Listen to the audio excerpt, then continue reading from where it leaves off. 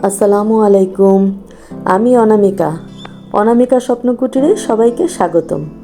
সবাই নুডলস রান্না করে, যেভাবে রান্না করে আমি সেভাবেই নুডলস রান্না করেছি, কিন্তু এক একজনেরটা এক এক রকম টেস্ট হয়। তো আমার মতো করে রান্না করে দেখবেন কেমন মজা হয়।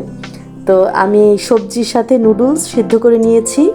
তারপর একটা ফ্রাই প্যানে তেল পেঁয়াজ দিয়ে কিছু মাশরুম আর কিছু সসেজ কেটে দিয়েছি।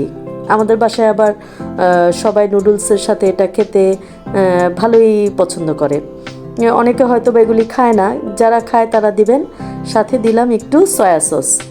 সয়া সস সব কিছুরই টেস্টটাকে একটু বাড়ায়, নুডলস, পাস্তা, এইসব আইটেমের। তারপরে পিৎজার যে গোস রান্না করি সেটা।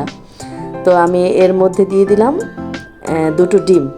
আমি সসেজ আর মাশরুমটা একটু ভেজে নিয়ে তারপরে মাঝখানে ডিমটা দিয়ে দিয়েছি। একটু লবণ দিয়ে দিলাম, নয়তো ডিমটা আবার একটু পানসে পানসে থাকবে, এর জন্য লবণ দিয়ে দিলাম। ভাজা হয়ে গেল। তো আমি নুডলসগুলি যে সিদ্ধ করে ছেঁকে রেখেছিলাম সেটার সাথে অ্যাড করে দিলাম।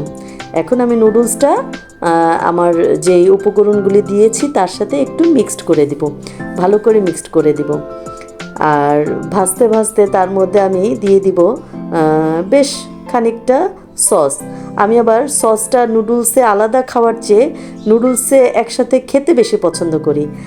আর আমার আগে থেকে রেডি করা ছিল, একটু গোশ রান্না করা ছিল, সাথে মেয়োনেজ, সস, ব্ল্যাক পেপার সব কিছু মিক্সড করা ছিল।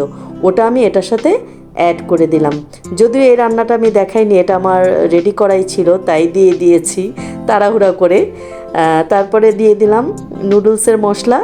নুডলসের মশলা ছাড়া তো নুডলসের কোনো টেস্টই নাই। আমার বাসায় যেরকম আমার মেয়ে নুডলসের মশলা তার লাগবেই, সে বেশি বেশি মশলা খায়। লবণ কম দেবে, মশলা বেশি দেবে। আসসালামু আলাইকুম।